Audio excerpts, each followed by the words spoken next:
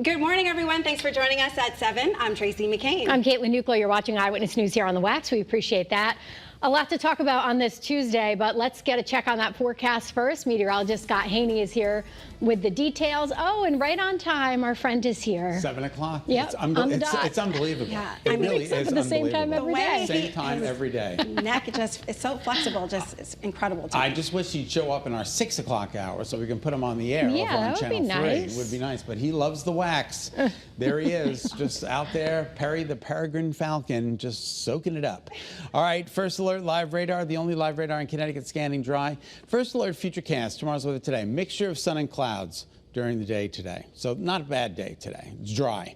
And then tomorrow, well, the storm system to our south is going to be throwing some isolated showers into the forecast. You'll see this. This is 6 p.m. tomorrow evening. So again, maybe a quarter of an inch in some of these cells, but most of the towns will get by with just mostly cloudy skies and, again, an isolated shower from time to time. Notice how they kind of wind down at 9 and then they rematerialize.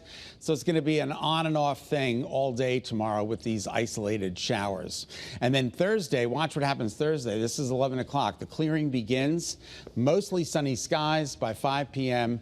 and that leads us into a great weekend. Your forecast for today calls for highs in the upper 70s, mid 70s for the shoreline, sun and clouds. Isolated showers tomorrow, and then Thursday, increasing sunshine with temperatures near 80 degrees. Hello, Perry. I just wanted to say hello again. You had a little feather on your head, but that has flown away.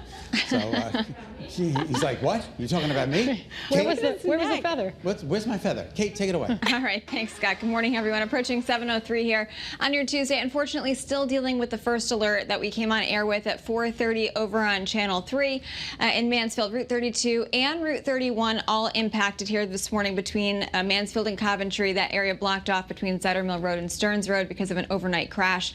We've been told that there was minor injuries, there was some minor damage structurally to a building, a car into a building there, and some utility poles that were taken down, which is why that road is still blocked off. They're working to make some repairs. Live look here in Hartford, 91 north and southbound. A little bit of a delay from the southbound side as you're merging onto 84. Looking good here through Middletown, though, along Route 9. Here's a look in Vernon, 84 east and westbound off of exit 65. That's Hartford Turnpike. And then here in Meriden, this is Route 15, right by the 91 interchange here. You can see we do still have some fog out there to greet you. So just make sure that you're reducing those speeds if you encounter any of that reduced visibility. Drive time's not doing too bad. A little bit of a slowdown through Hartford and then down through Fairfield County. That's a check at your Connecticut Chevy First Alert traffic report driven by your Connecticut Chevy dealers. Well, right now we're on top of some developing news in Waterbury, where police are investigating a deadly shooting. It happened around 8 o'clock last night near Charles and 3rd Streets. Your reporter Marcy Jones has more on the investigation. What I can tell you is before we got here to police headquarters, we did go by the scene, what was left of it, at Charles between 3rd and 4th Street, and that area was reopened after being shut down for hours while investigators went door to door trying to interview neighbors as well as collect evidence. According to Waterbury police, officers responded to shots fired just before 8 Monday night near a smoke shop on Charles Street. When officers arrived, they found a man who had been shot and killed.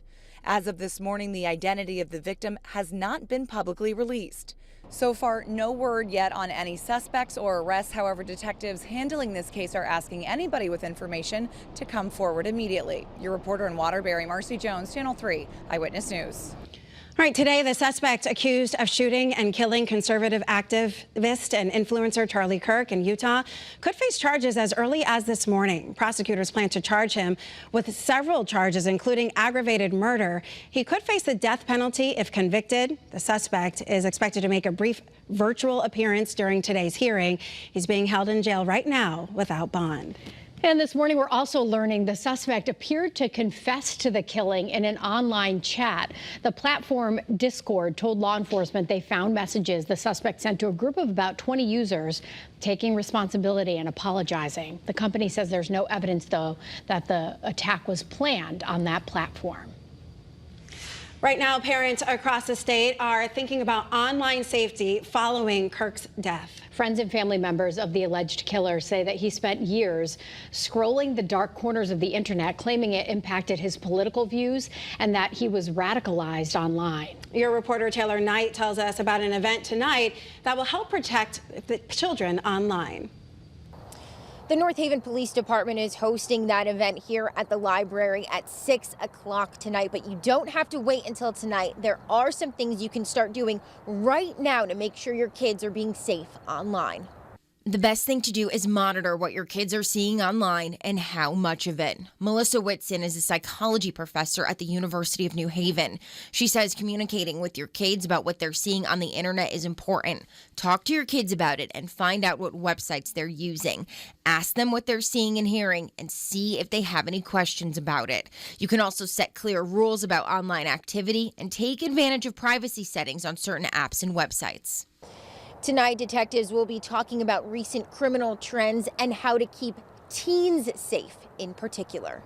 Your reporter in North Haven, Taylor Knight, Channel 3 Eyewitness News.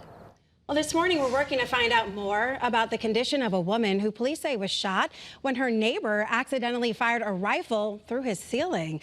She was in intensive care as of last night. The suspect facing multiple charges, including assault. Meanwhile, firearm safety advocates reminding gun owners about safe handling practices. They say you should always point your gun in a safe direction and be aware of your surroundings. They also want you to keep your finger off the trigger until you're ready to shoot.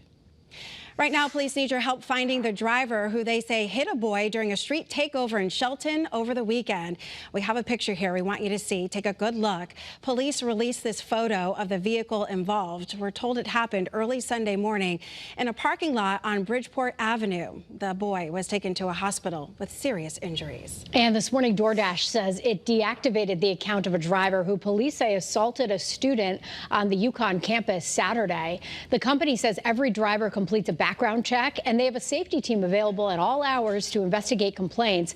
They're also working right now to contact the alleged victim. Police say they have made contact with the suspect. No arrests, though, have been made. And this morning, the Hebron school community is offering some support here to students and staff at the middle and high schools after a 14-year-old high school student was killed in a dirt bike crash over the weekend.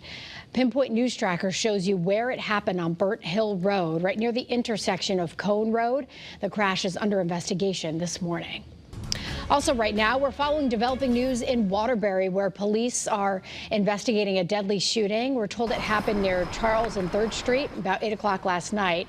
Our crew could see multiple police officers and state troopers there outside of a smoke shop. The victim died at the scene. There's no word on any arrests. Well, today we're expecting to hear more about efforts from scientists to map out a mineral that's caused major disruptions for homeowners in parts of New England. Researchers have started a survey in Connecticut to find out how common it is. We're told this mineral weakens concrete over time when it's exposed to air and water. It's affected tens of thousands of homes in our state. A $12 surcharge has been added to home insurance policies to cover the costs for repairs. Today, Governor Lamont and leaders of the state's judicial system will discuss the state's rules for law enforcement activities in courthouses. Immigration rights advocates have raised concerns about ICE agents detaining people outside of the courthouses. Advocates say people are being denied due process. Supporters of ICE say they're improving safety.